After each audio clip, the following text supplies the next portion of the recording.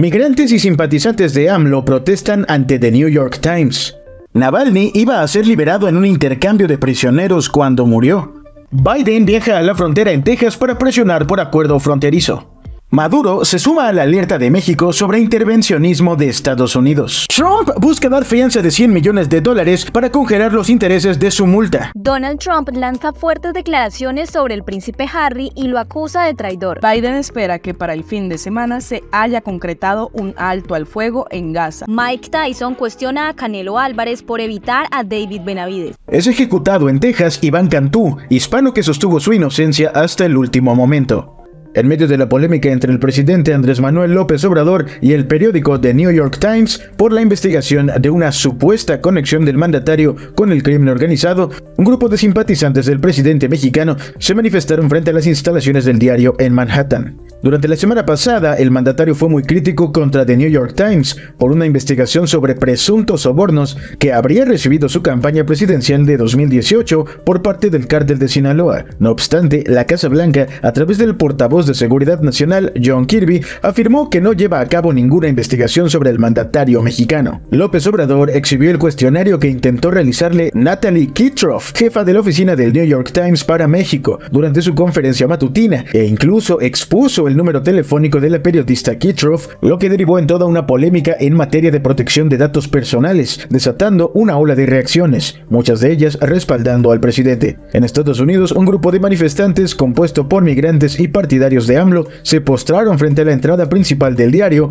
y lanzaron gritos en contra del medio. Amado señor presidente, aquí está tu pueblo, el pueblo migrante, el pueblo que te apoya. Este mensaje es de apoyo, una manifestación cívica respetuosa, sin estar dañando ningún inmueble. Estamos así como nos enseñaste, señor presidente. Algunas de las pancartas también tenían frases como The New York Times lies, AMLO no está solo, o somos millones con usted, señor presidente. López Obrador atribuyó los recientes reportajes en ProPublica y The New York Times de investigaciones estadounidenses sobre sus presuntos nexos con el narcotráfico a que este 2024 coinciden las elecciones presidenciales en México y Estados Unidos. AMLO ha acusado a agentes de la DEA y al Departamento de Estado de Estados Unidos de estar detrás de esas notas. Por otra parte, el periodista Jesús García, quien ha cubierto de cerca las investigaciones de este tipo, aseguró que no hay evidencia de una conexión directa con el presidente López Obrador y que los señalamientos en la investigación se obtuvieron de personajes cuya información es difícil de corroborar y que el mismo The New York Times ha señalado que esa información incluso podría ser falsa en algún momento.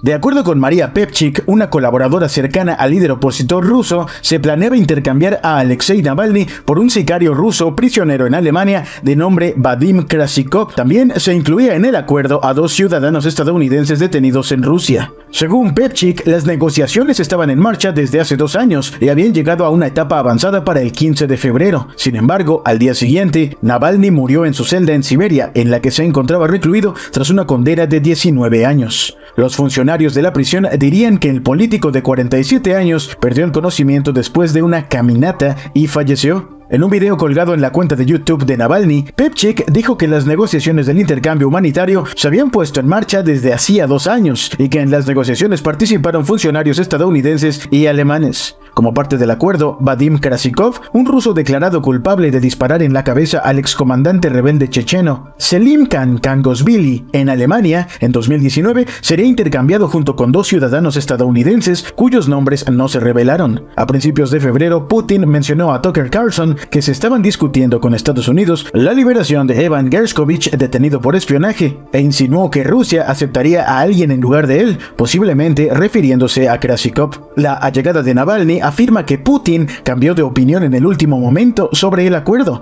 negando la liberación de Navalny y optando por sustituir a los sujetos para el intercambio. En palabras de María Pevchik, Putin se volvió loco de odio hacia Navalny porque sabía que podría haberlo derrotado. El Kremlin aún no ha reaccionado a las afirmaciones de Pevchik, pero el portavoz del presidente Putin, Dmitry Peskov, dijo anteriormente que las acusaciones de participación del gobierno ruso en la muerte de Navalny eran absurdas. Finalmente, tras 8 días después de su muerte y haberse negado inicialmente a entregar el cuerpo de Navalny a su madre, las autoridades rusas permitieron a la familia del opositor llevarse su cadáver. Por su parte, la portavoz de Navalny, Kira Yarmish, publicó el lunes un mensaje en redes sociales diciendo que sus aliados estaban buscando un lugar para celebrar una despedida pública a finales de esta semana.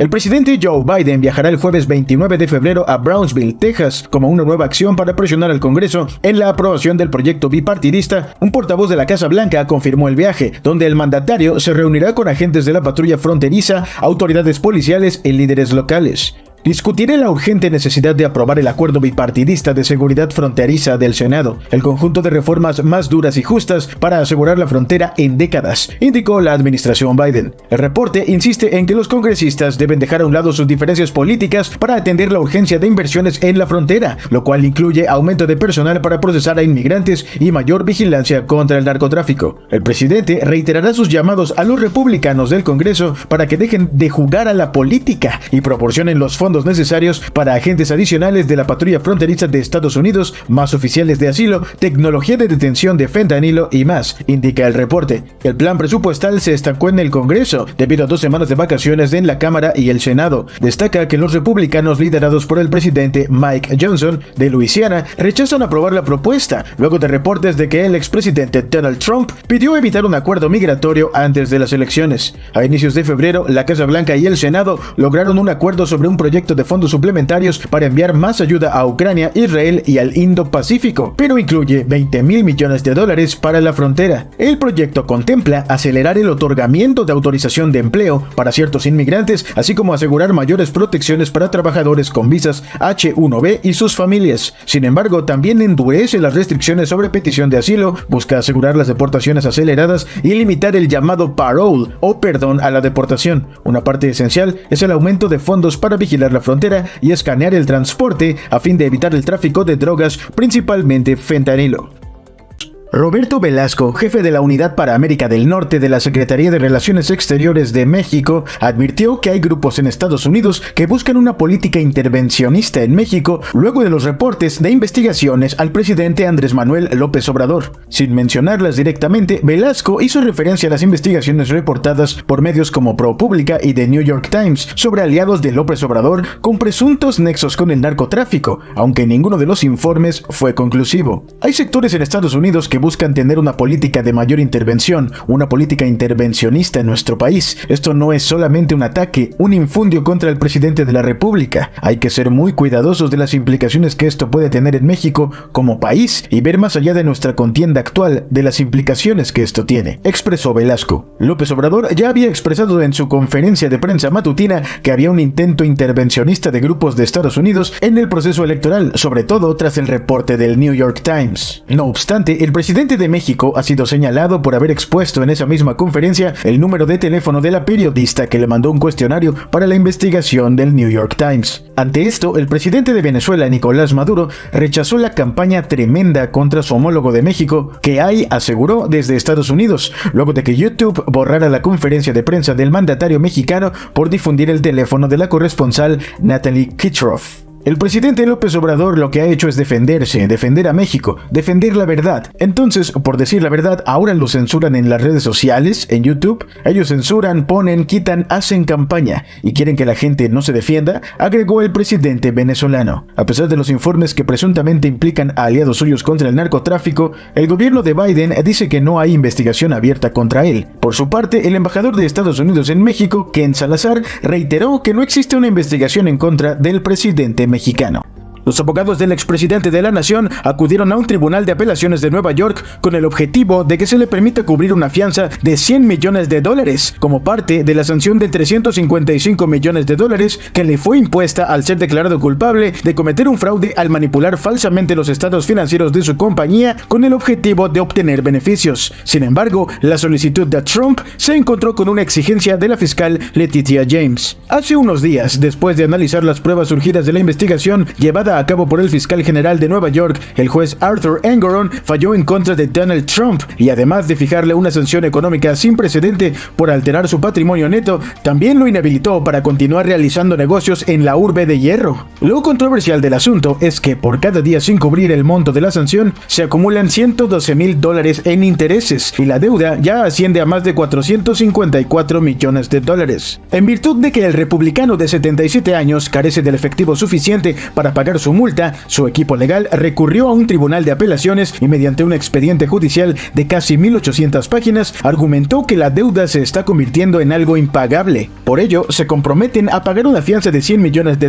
a través de la cual se congelaría el resto del monto hasta que tenga el resto del dinero para cubrirlo en su totalidad o bien hasta conocerse el fallo de su apelación. El monto exorbitante y punitivo del fallo, junto con una prohibición general, ilegal e inconstitucional sobre las transacciones crediticias, haría imposible garantizar y depositar una fianza completa, señala parte del documento presentado, donde además argumentan que un monitor independiente establecido por el juez garantizaría que Trump y su empresa puedan pagar si pierden su apelación. En respuesta, la oficina de la fiscal Letitia James también le hizo llegar una carta al mismo tribunal de apelaciones mediante la cual se opone a cualquier pausa temporal, pero especialmente si el expresidente no paga todo el efectivo de la fianza. No tiene fundamento el argumento de los acusados de que una fianza o depósito completo es innecesario, porque están dispuestos a pagar un compromiso parcial de menos de una cuarta parte del monto del fallo. Los demandados prácticamente reconocen que el señor Trump no tiene activos líquidos suficientes para cumplir la sentencia. Los acusados necesitarían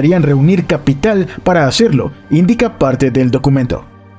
El expresidente de Estados Unidos, Donald Trump, protagoniza una nueva polémica tras dar fuertes declaraciones hacia el príncipe Harry, donde lo critica y lo tilda de traidor. Durante la conferencia de acción política conservadora celebrada en Maryland, el candidato presidencial dejó claro que si resulta reelecto como jefe de Estado, no ofrecerá ningún tipo de protección o ayuda al príncipe Harry. Esto debido a la renuncia del duque de Sussex a sus responsabilidades reales en el 2020 para mudarse a California con su esposa Meghan Markle.